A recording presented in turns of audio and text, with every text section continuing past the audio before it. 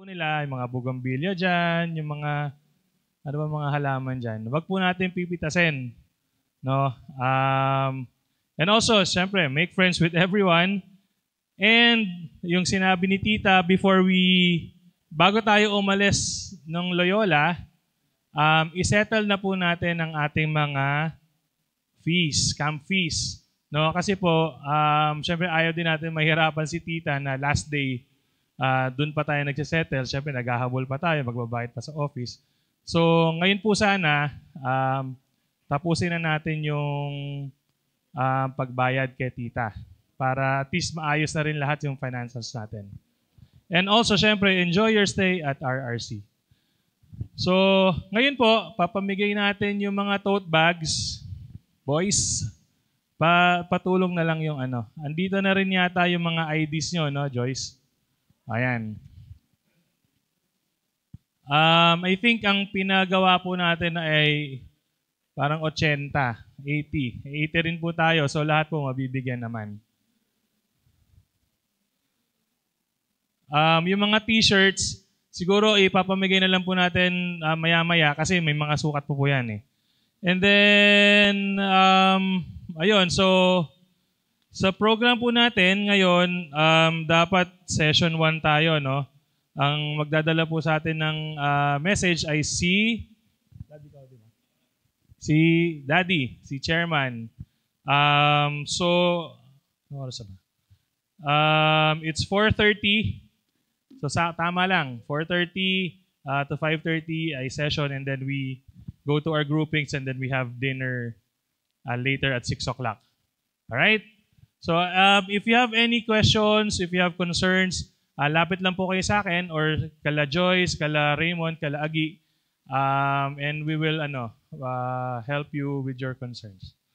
Okay po ba? Okay, so for our first session, ito po si Chairman Armando Santos. Thank you, Kuya Mandy. Wow. Meron bang wala pa sa session hall? Yung wala sa session hall, pakipuntahan, bigyan ng 500 pesos. Alam po ninyo, meron tayong kasama na kaibigan ni Kuya Perry.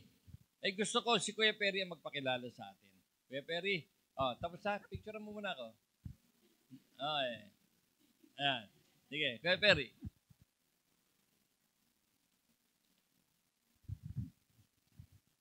Good afternoon po sa lahat, and welcome sa ating GNCF Family Camp. Meron po tayong bisita as Pastor Armando Santos mentioned.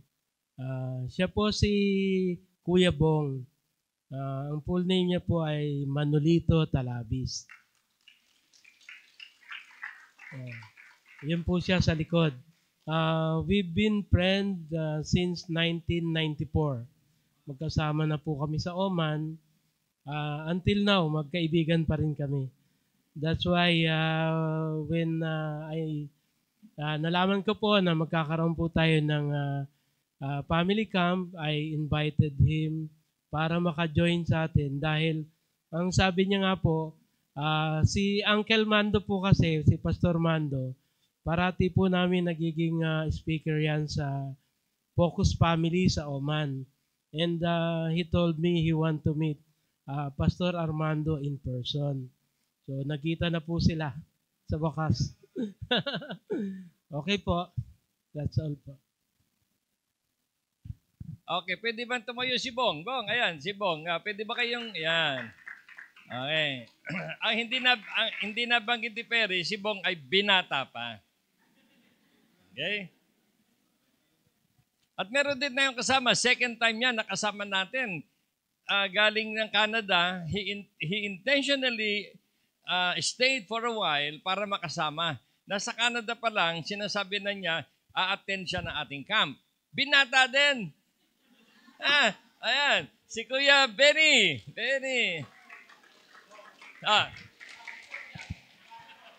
Yung mga dalaga na may passport, sabihin nyo lang kay Benny. Okay. Thank you, Benny, and thank you, Bong. Ha? BB. Benny Bong. See? BBB. Benny Bong Binata. BB, BBBA. Benny Bong Binata available. Okay. So we thank the Lord for your insightful decision to join the camp. Okay? Ngayon, gusto ko lang dagdagan yung sinabi ni Kuya ni Boss Mandy. Sa Sunday, walang naka-shorts. Kasi worship yun eh. Walang naka-tsinelas. Kung kayo walang dalang ibang suot kundi tsinelas, pag pasok ninyo ito, maghuhubad kayo. Bagat ito ay banal na dako. Okay? Gusto ko lang matawa si Romy. Okay. Okay.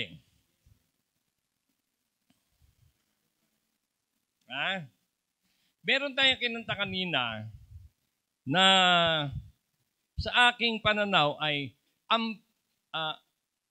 ano tawag doon? Yung angkop na angkop sa ating gawain. Yung kanta na yung inawit natin. Jesus, you are so good. Yung lyrics nun, gusto kong tingnan natin maigi because it is closely related to your decision to come to the camp. Okay? Yan, no? Sabi niyan, Jesus, you are so good. We believe that Jesus is good. He is not only good, He is so good. Ngayon, pangalawa, there's nothing to fear. Kayo ba nag-alala sa inyong pag-attend? Nag-alala ba kayo sa gastos? Wala. There's nothing to fear. Kaya when you made the decision, you know that God is so good, you don't have to be afraid.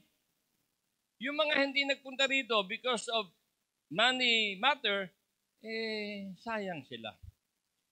Di ba? Ngayon, bakit tayo walang fear?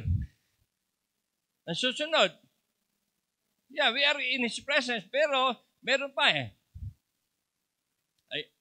hindi yan. We just want to thank God, di ba, for every beat of your heart. You know, do you want to listen to the beat of your heart? You know how? I'll teach you.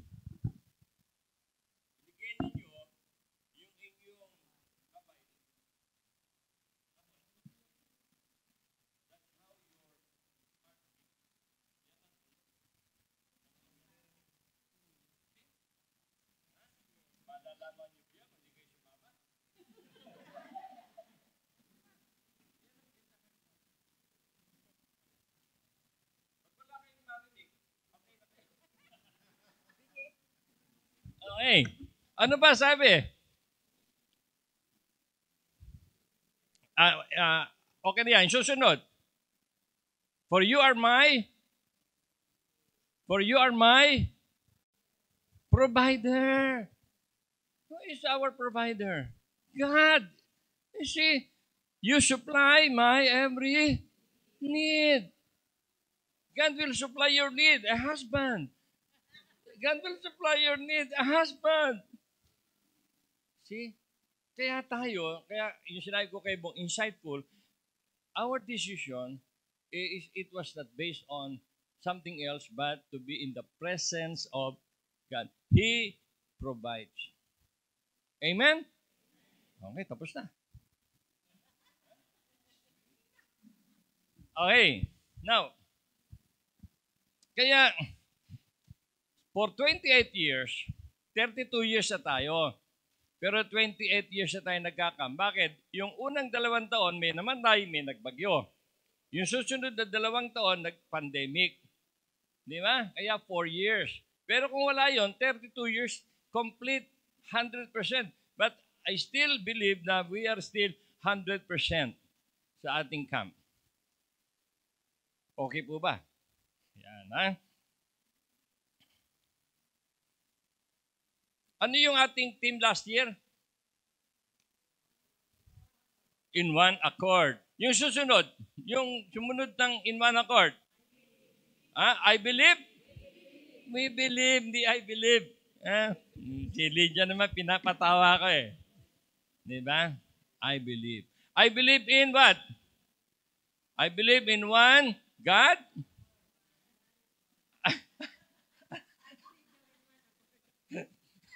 I believe in one God, one church, one mission. And pursuing that, we need to be in one accord. Because we cannot pursue yung ating we believe if we are not in one accord. And why it is important that we are in one accord? Because we are going to run the race. We need to be running, finishing, and winning. Kaya lang yung ating tarpaulin, mukhang matatalo na, laylay na. Ha? Ha? Wala na.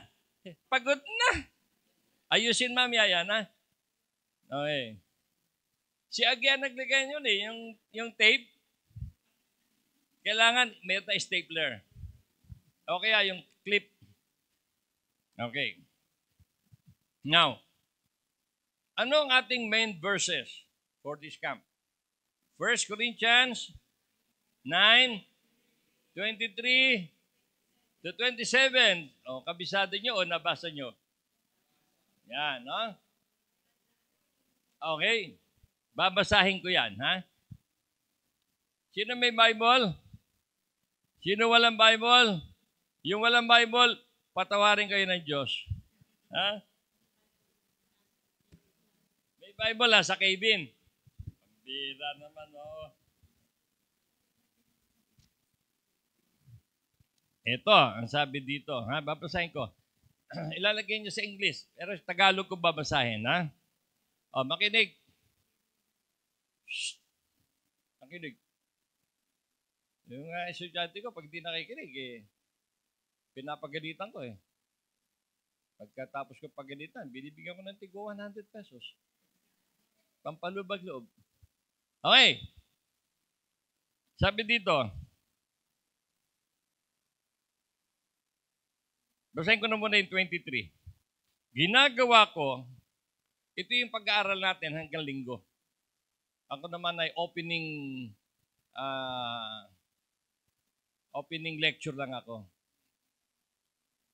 Ginagawa ko ang lahat ng ito alang-alang sa mabuting balita upang makabahagi ako sa mga pagpapala nito.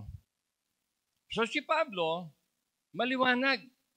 Yung ginagawa niya, hindi para sa kanya sarili, hindi sa kung anumang dahilan, kundi para saan? Para saan? Para sa mabuting, ayan na nga oh, para sa mabuting balita, para sa salita ng Diyos. So si Pablo, lahat ng kanyang ginagawa, isa ang pinupunto para sa pagpapalaganap ng salita ng buhay ng Diyos. In effect, ginagawa niya ang lahat para sa Diyos. See? Anong talata yung magsasabi na ang lahat ng ginagawa mo ay para sa Diyos? Anong talata? Ha? Ano? Ha? Hindi. 1 Corinto 10:31. Oh, 10:31. Yung mga nag-waiting nga, alam yun, 10:31. 1 Corinto 10:31. See? Ano sabi diyan? Whether I eat, whether I drink, whatever I do it to glorify God. See? So when we come to this place, It is simply to glorify God. Pag wala sa atin puso yung ganoong kaisipan, hindi maganda ang magiging resulta sa inyo. See? So si Pablo mismo, sabi niya, maliwanag, ginagawa ko, present progressive, hindi yung ginawa ko, hindi yung gagawin ko, kundi yung sa kasalukuyan, ginagawa niya. So tayo, lahat ng bagay na ginagawa natin para sa Diyos. Para mapuri ang Diyos. So itong pagkatin natin ito, we want to glorify God. Okay? Mamaya, kakain tayo. Piyesta tayo mamaya. Naku, 3 yata o 4 na ulam yan. Piyesta. So pagkuha mo, Romy, para sa Diyos. Para sa Diyos. Hindi ganun yun. By the way, tama sabi ni Mandy, huwag tayong kakain sa loob. Kasi nabanggit sa akin na dito pala, for the first time, ang langgam kasi laki ng ipis. Ha? Tandaan yan, ha? Sige, subukan nyo. Oh. Kasi laki ng ipis ang langgam. Okay. 24. Alamin ninyo, unawain ninyo, sinasabi ko sa inyo, sinasabi ni Pablo. Ano yung sinasabi ni Pablo? Alamin ninyo na ang mga kasali sa takbuhan, yung takbuhan, ano sa English yung race, sa Tagalog? Karera. Yan, ha? Tumatakbo sa karera. Ay tumatakbong lahat. Lahat. Hindi nagpapahinga. Hindi tumitigil. Kasabay ng karamihan na tumatakbo. Ngunit, isa lang ang nagkakamit ng gantimpala. Kaya, pagbutihin ninyo ang pagtakbo upang kamtan ninyo ang gantimpala. Okay. Nung araw kasi, sa Greece, sa Olympia, ang bansang Greece nung araw, bahagi yan ng mga tinatawag na city-states. Para Singapore is a city-state. Mga parang Marikina, Barangay Tanyong, San Roque, Kalumpang, Nangka, yan, no? Every 4 years, nagkakaroon sila ng paligsahan. No? Kaya nga sa history, kung kayo ay natatandaan niyo yung inyong world history, yung history sa Greece, nag-aaway-away yan eh. No? Nag-aaway. Pero, nagkaroon sila ng kasundo na every 2 years, then naging every 4 years, wala mo ng giyera. Wala mo ng away. But we will only participate in friendly competition. At isa sa laro sa Olympia. No? Olympic, naging Olympic na kasi yun ay nasa foot ng Mount Olympus. Walang labanan. No? Walang bangayan. Laro lang tayo. Okay? At yung mga nananalo, binibigyan ng crown. Ng olive crown. Tanda na siya yung nanalo. Okay? In other words, may ceasefire. Okay? O yan, reminder sa atin yan, no? Sa ating mga pamilya, sa mga compound. Dapat may ceasefire. Na? Hindi puro firing. May ceasefiring. Okay. Lahat ng manlalarong nagsasanay ay nagpipigil sa sarili sa lahat ng bagay upang makamit ang isang putong na panandalian lamang. Ngunit ang putong na hinahangad natin ay panghabang panahon. Kaya ako'y tumatakbo patungo sa isang tiyak na hangganan at hindi ako sumusuntok sa hangin. Pinapahirapan ko ang aking katawan at sinusubi ng sarili, baka pagkatapos ng mangaral sa iba, ay ako naman ang itakwil. Okay. In a nutshell, meron akong gustong ibahagi sa inyo base sa ating pinag-aaralan. At yun, gusto ko na tandaan ninyo. Wala ba tayong bibigay na sulatan? Meron. Ha? Ibigay nyo para sumusulat na kayo. Hindi yung nakatingin lang kayo sa akin. Alam ko namang humahanga kayo sa akin, pero gusto ko sumusulat kayo. Meron kayong panulat at may susulatan. O sige, bigyan na.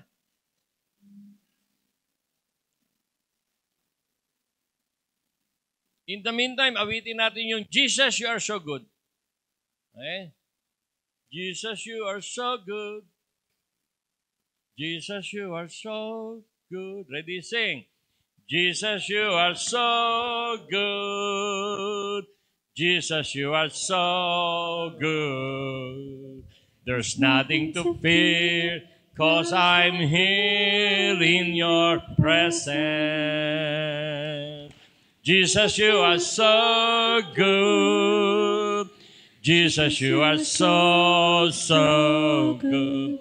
And I just want to thank you with every beat of my heart. You've given me eternal life, and your word to light my way. You've given me your spirit, and your mercies every day. Jesus, you are so good. Jesus, you are so good. There's nothing to fear, 'cause I'm here in your presence. Jesus, you are so good. Jesus, you are so good. And I just want to thank you with every beat of my heart. Amen. See? Okay, I'll continue. Meron akong gustong i-share sa inyo na ilang bagay tungkol sa ating binasa. Okay, number 1. Itong ating binasa na sinabi ni Pablo, number 1, there is a need for self-discipline. Okay? Ang isang athlete, hindi pwedeng walang self-discipline. Lalong higit ang isang Kristiyano. Hindi pwedeng ang isang Kristiyano walang disiplina sa sarili. Kilala ninyo si Rocky Marciano? Ha?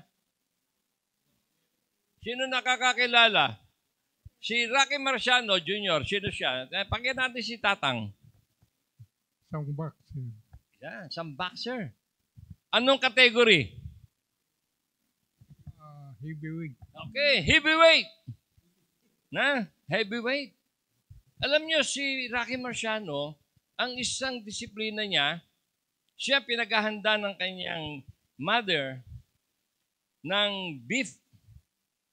Ano ba yung beef? Karne ng baka. No? Karne ng baka. Beef. Si Rocky Marciano, kakainin niya yon. Ngunguyain niya yon. Pero hindi niya nilululon. Ang kinukuha lang niya yung katas ng beef. Para kay Rocky Marciano, yon ang mahalaga sa kanya, yung katas. Kaya si Rocky Marciano, nag-retire yan na walang talo sa boxing. And he is only what? 5'11 lang yun. Ang height niya. See? the need for self-discipline. Necessary in order to be a winning spiritual athlete. Kung pwedeng maano ninyo, ma-type. Ano ang ibig sabihin ng self-discipline? Yung kailangan mo ng disiplinang pansarili para ikaw ay maging isang matagumpay na atleta, spiritual athlete. Okay. Yung tayo ay mga mananampalataya. Okay. Sino sa atin ang mananampalataya? Siyempre, tayo lahat. Huwag nyo na itaas ang kamay nyo. Alam naman ninyo kung kayo ay mananampalataya o hindi pa. Ang mananampalataya ay isang tao na kumilala kay Kristo, tumanggap kay Kristo bilang kanyang sariling tagapagligtas. Then you become a Christian. You become a spiritual son or spiritual daughter of God. Okay. So yung binabanggit dito ni Pablo, kailangan, whether ikaw ay athlete na sumasali sa mga contest o ikaw ay isang Kristiyano, no? Na ang ating takbuhin ay yung may kinalaman sa ating kaligtasan, sa ating relasyon sa God, dapat meron tayong self-discipline. Okay. Ano ba ang nagagawa ng isang tao na may self-discipline? Ano ang kahalagahan ng self-discipline sa isang Kristiyano?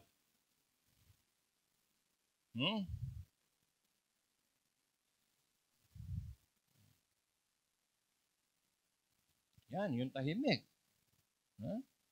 Ano ang kahalagahan ng self-discipline sa isang Kristiyano? Okay, sa isang Kristiyano na. Ano ang nagagawa nito sa atin?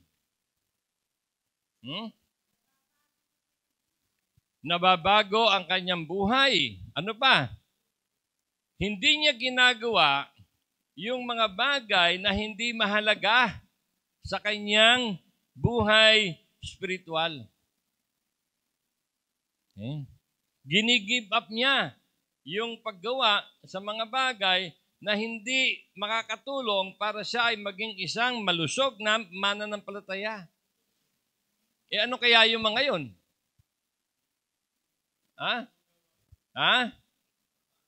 Yun, yung hindi ka gumagawa ng mga bagay na hindi tama. Hindi ka nagsasalita ng mga bagay na hindi maganda. Ano pa? Hindi mo kinakaligtaan ang magbasa ng banal na kasulatan. Hindi mo kinakaligtaan na manalangin. See? Kung ikaw ay isang Kristiyano, yun ay bahagi ng disiplina sa sarili. Okay? Isang bagay na mahirap gawin, pero kailangan. Okay? Parang isang atleta, kung ikaw ay atleta, ikaw ay basketball player, ano yung bagay na gagawin na hindi mo gagawin para ikaw ay isang mahusay at malusog na basketball player? Hindi ka iinom ng alak. Hindi ka matutulog ng late. Hindi ka kakain ng hindi tama. Yun yan. Hindi ka liliban sa mga practice. Susunod ka sa coach, sa trainer. Yun ang sinasabi ni Pablo. When we run, we want to finish. And we do not just want to finish, we want to be hailed or we want to win the prize, the recognition. Okay?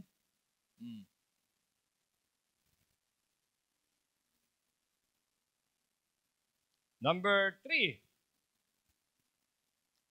Self-discipline requires self-sacrifice. Self-sacrifice. Okay? Halimbawa, yung iba sa inyo, December pa lang, nag-leave na kayo sa trabaho. Sorry, good afternoon. Self-sacrifice. December pa lang, nagsimula na kayong mag-ipon. Di ba? Yung ating skip a meal, self-sacrifice yun eh. Skip a meal, feel a need. That's self-sacrifice. You will skip one meal, and then yung dapat mong gastos sa isang meal na yun, ibibigay mo sa church para magamit sa ministeryo ng church. Yung iba sa inyo, hindi na nga pumasok no, sa eskwela. Una, dahil wala na eskwela. Pero, andito tayo. Require self-sacrifice.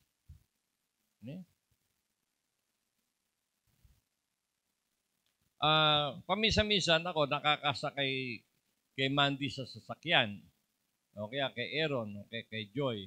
Ako lagi ko sinasabi sa kanila, kasi pagka ikaw ay nagmamaneho ng sasakyan, ang daming bagay na ikakagalit mo eh. Yung mga motosiklo na singit dito, singit doon, yung mga driver na singit dito. Sabi ko sa kanila, it only takes 5 seconds na pagbigyan ninyo yung mga yan. Di ba? 5 seconds lang. Di ko sumisingit, di pasingitin mo na. Ako, madalas ko sinasabi kay ma'am yun eh. Pagkakakaliwa ako, tapos hindi ako pagbibigyan, sasabihin ko sa kanya, 5 seconds lang naman yan eh. Di ba? Self-sacrifice eh. Hindi mo unahin yung sarili mo eh. Because as a driver, I always think and I always say to myself na I do not own the road. The road is not mine. Kaya I don't have any right na i-impose ko yung gusto ko sa kapwa driver. Diba?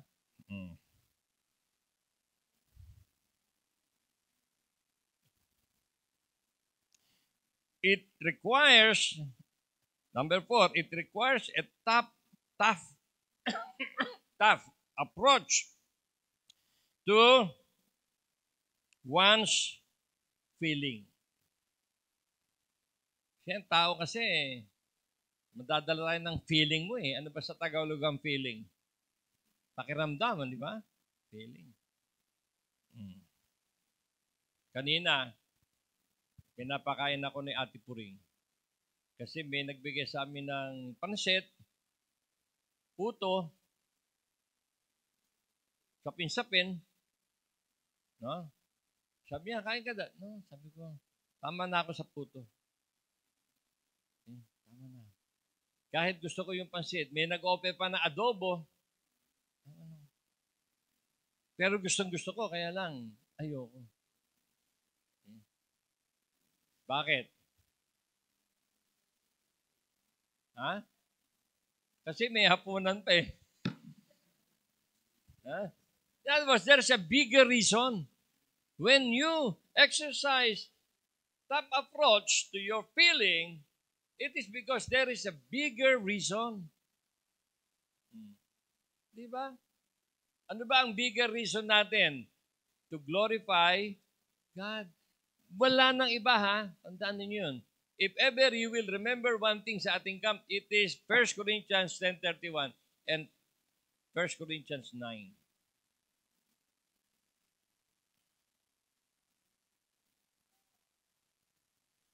Okay. Number 5. Padami ng padami. Christians must be committed to faith. Christians must be committed to your faith, to his faith, to her faith.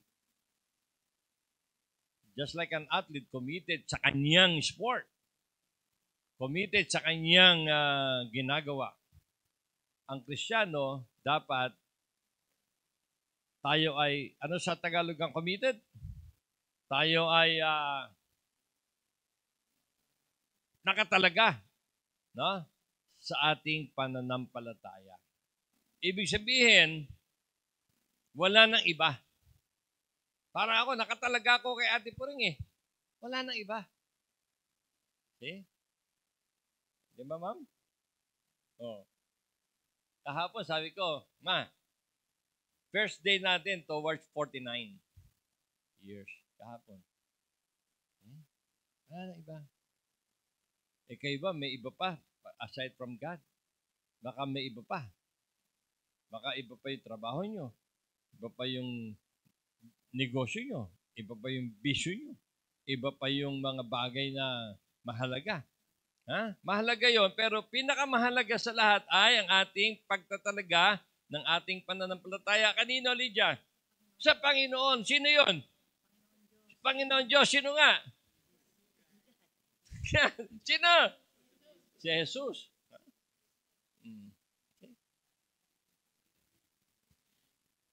So when you're committed, you run.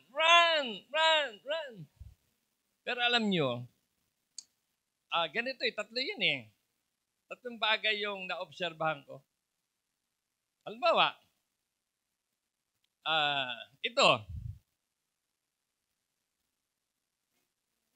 Ha? Ba, ang galing projector yun ha? Oh, ha? Yun ang sinasabi ko, pag nawawala kayo sa commitment na ano kayo, see? Oh, nawawala kayo. Napupunta kayo kung saan. Kaya kinakailangan committed, steady. O, kaya ginawa ko lang yun. Okay. O, ito na lang. Ano to? Silya. Okay. Bilang kayo, ha? Bawat step. O.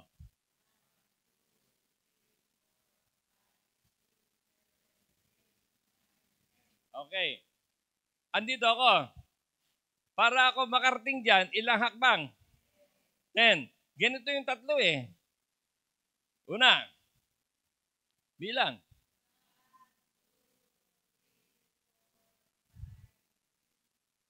Ano ginawa ko?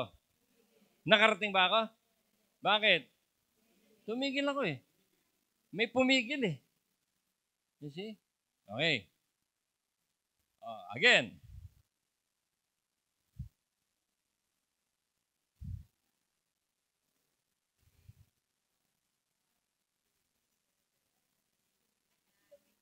Ilang steps?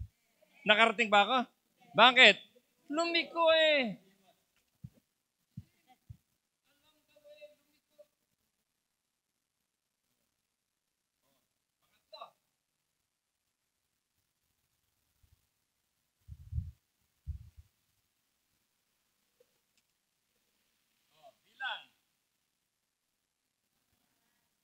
Bilang. 1. Bakit 1 lang? May pumipigil. May pumipigil eh. You see, Christians are like that. It only takes 10 steps, pero at the middle, tumitigil. Kung ano man ang dahilan, kayo nakakalam nun. Yung iba, 10 steps, pero hindi rin nakakarating kasi lumilihis eh. Yung isa naman, isang step pa lang, tumigil na. Bakit? May pumigil eh. See? Iyon. Ulitin mo nga, Dory. May mga dahilan. May mga dahilan! See? May dahilan. Ngayon, saan kayo doon sa tatlo? Okay lang makakasagot. Huwag niyo nang lakas. Kayo lang makakasagot. Tumitigil kayo? Lumilihis kayo? May pumipigil sa inyo. Ano dapat? Ha? Bilang.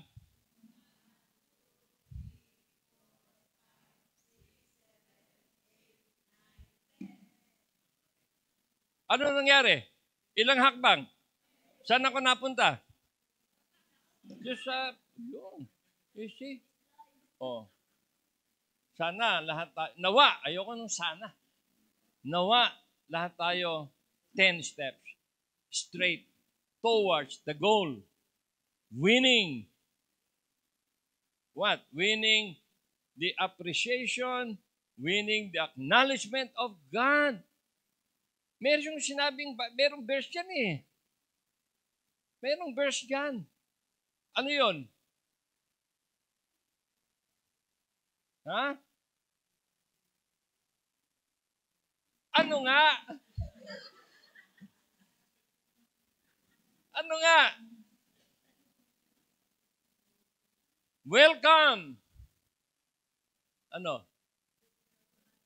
Ay, ano yung talata yun? Hanapin yun. Welcome, my faithful. Hanap. Enter into the, tignan natin maigi. Tatanungin ko kasi kayo eh.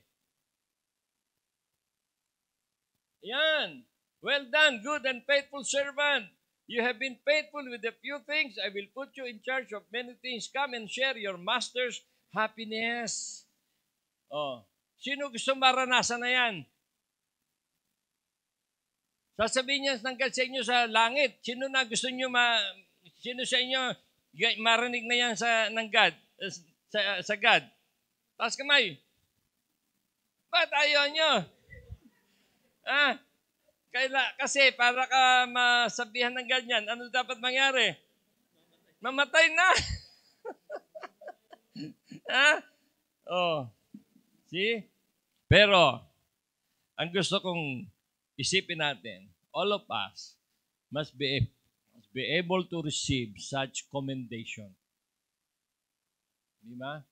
Dito sa sinasabi ni Pablo, yung gantimpala, nalalanta yun eh. Kasi, ano lang yun eh, laurel eh. Leaves of laurel lang yun eh. Nalalanta. Pero yung sa God, it will never dry eternally. See?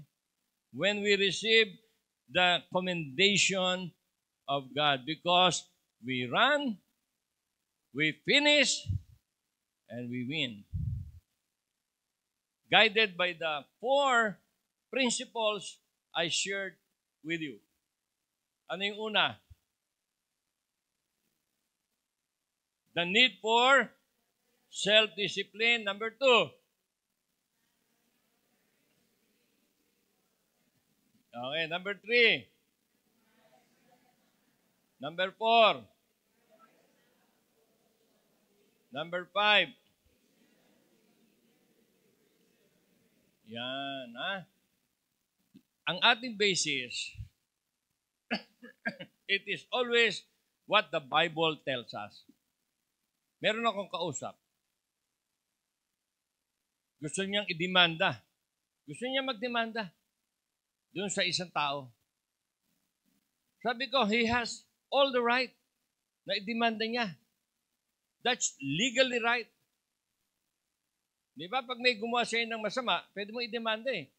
Karapatan mo yun legally. Pero ang tanong ko, but is it biblical? Kasi mananampalataya din yan. You may be legally correct, but is it biblically right? So, hindi niya dinamanda. Okay? Tayo, we do not always base our decisions on what we feel or how we feel. It is based on what the Bible tells us. Self-discipline. Mabigat ang self-discipline. Pero sa ikabubuti. Hindi ba ako, more than 2 years, alam naman yung kasaysayan ng buhay ko. Konting na akong mamatay, di ba? Konting na akong di makalakad. For more than 2 years, ang kinakain ko, pagkain ayoko, pero pagkain kailangan ko. Naipamimigay ko pa nga yung iba na hindi ko maubos. Isa sa nakakatanggap niya, si Jojo. Walang lasa. Ano ginagawa ni Jojo? Niluluto niya uli. Nililigyan ng mga toyo, paminta. Pero sa akin, wala. Kumain na ba kayo ng ano nga yung magandang bilin sa Barrio Fiesta? Kare-kare. Nakakain na kayo ng kare-kare na walang lasa? Walang kalasa-lasa? Wala. More than 2 years, ako yun.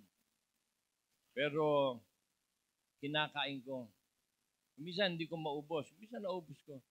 Bakit? Kasi yun ang kailangan ko. Di ba? Kung ako ay nagpilit sa aking gusto, baka patay na ako. Baka lumubuhan na yung karamdaman ko. So those are food I do not like, but food I need.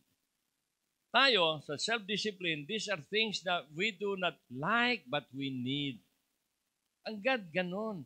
God will give us what we need and not what we want. It is not on the basis of our feeling. It is on the basis of our commitment to God through our FAITH, which is faith. So with this, we can run. We can run. And nothing should stop us. If it is 10 steps, then straight steps. Hindi hihinto, hindi liliko, hindi isang hakbang lang. Tama, Romy? Okay. Basta kay Romy, lagi ako tama eh. Tama, Romy? See? Amen? Mamaya sa discussion, pag-usapan ninyo yan. At habang pinag-usapan ninyo yan, matutulog muna ako. Lilibot-libot kami ni Pastor. Amen? Tayo manalangin. Father, we thank you so much for the life of Paul and the writings of Paul to all of us today. Truly, Lord, ang aming buhay para kami mga athlete, we are spiritual athlete running the race ng aming spiritual life. Tulungan mo po kami, Panginoon, na ang lahat ng aming gagawin, lahat ng aming sasabihin, lahat ng aming ipaplano, iisipin, Lord, is for the glory of God. Ano man ito, Panginoon, maging panuntunan ng aming buhay na matutuhan naming mamuhay na mayroong disiplina para po kami ay maging isang malakas, matatag, matagumpay na mananampalataya sa daigdig na ito. Sa pangalan ni Jesus. Amen at amen. Amen. Wala bang palakpak? Pinapatawa ko lang si Bong. Bong, ha? Thank you po, Chairman. So, ngayon po ay 5:15, no? Usually, after po ng sessions, pero po tayong group discussions. Pero gagawin po natin yan after dinner. So, ngayon po, ang iaalat po natin time na to is para dun sa pag-settle ng ating mga payables. Okay po? So, we encourage everyone to go to Tita Jojo para po end of day today, maayos na natin lahat, makabayad na tayo kagad sa camp. Ngayon po, ang dinner po ay 6 p.m. No? Naririnig niyo po yung bell niyan, di ba? Naalala niyo po yung bell. So pag narinig niyo po yun, pila po tayo dun sa anong tawag dito? Sa mess hall, bibigyan po tayo ng stubs. Bago po tayo makapasok, kailangan natin ng stubs. So we have to fall in line. Riza ang stub. So, pila po tayo. May ibang stubs for the kids. Meron po for adults. Ayun. So, ang dinner po is from 6 to 7. Then we go back here ng 7:30 for our group discussions and other activities. Okay po ba? So, we have 45 minutes to settle our payables. Si Ate Presid Yolanda ay nagbigay po ng 5,200. Hindi, sa akin po yun. Binigay sa akin para sa camp. Okay, so salamat Ate Presi. Kuya Benny, salamat. Si Kuya Benny, 200% yan. Okay? Kita nyo naman, ha? Thank you. Ayan. So, again, 6 o'clock po ang dinner. So, magkita-kita po tayo sa mess hall before 6 o'clock. Basta pag narinig niyo po yung bell, punta na po kayo sa mess hall. And then wait for the stubs na ipapamigay po ni Riza. Si Riza at si Pauline. Okay po? Alright, see you later.